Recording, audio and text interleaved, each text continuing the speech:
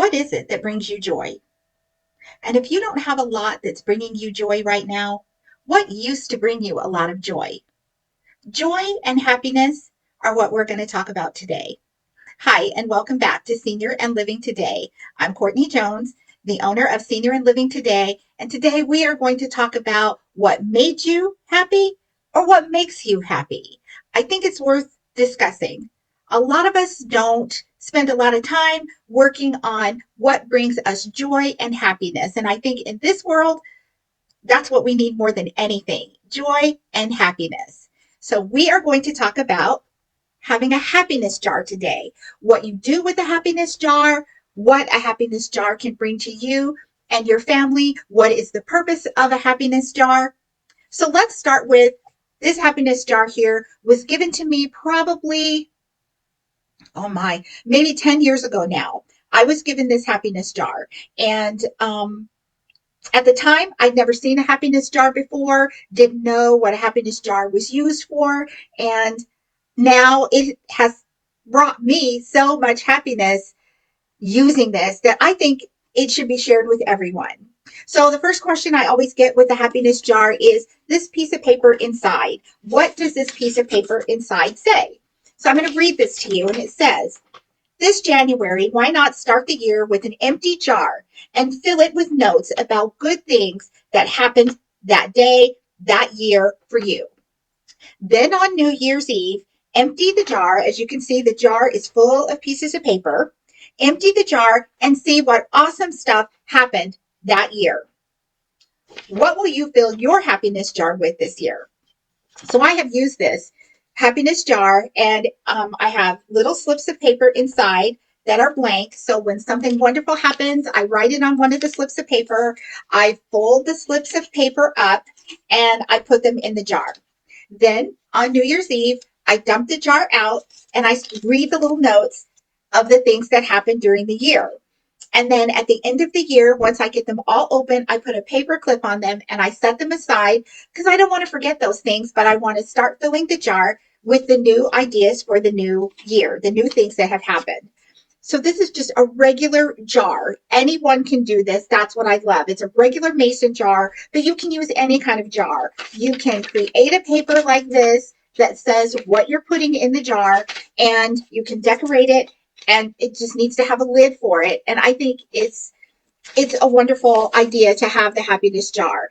At the end of the year, when you think, not really too much happened this year, and then you get in the jar and you see the little things and they bring a smile to your face. I think that that is priceless because we forget things and go, oh, I forgot about that. That was so great. That was so neat.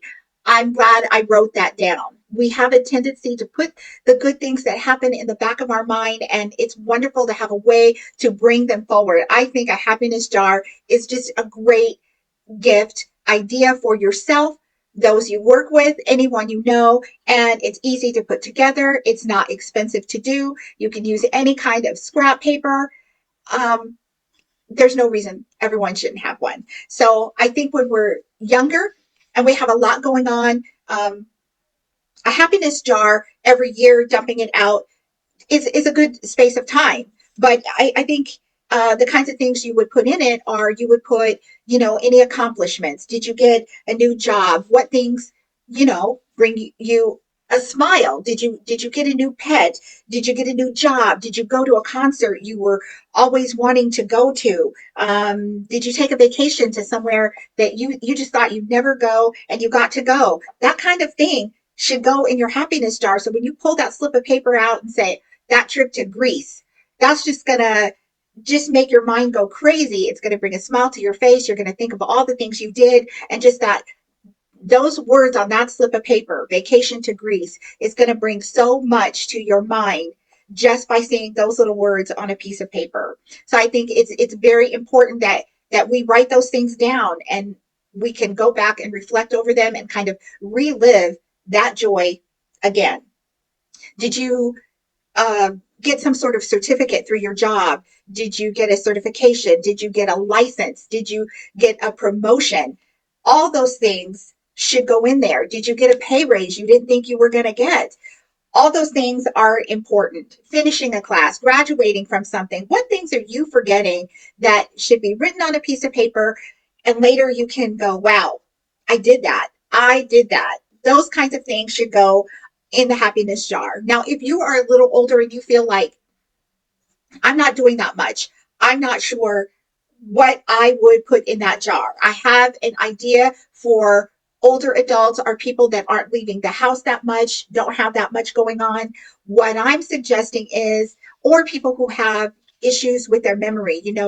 You sometimes talk to older people and they have Alzheimer's or they have some kind of dementia and they repeat stories that over and over and over, and you think those are the stories that make them happy when they're telling you about their time in the military or the time I did this or that time I got a hole in one or I had that great golf game, and everyone that comes over, they kind of tell them about it. That's the story they tell. You can write that down on a little piece of paper and you can put those things in there. And then when someone comes over and or they have a new caregiver, because it's always great to tell the new caregiver the stories that make them light up, you can say to them, pull something out of the happiness jar and let's talk about that.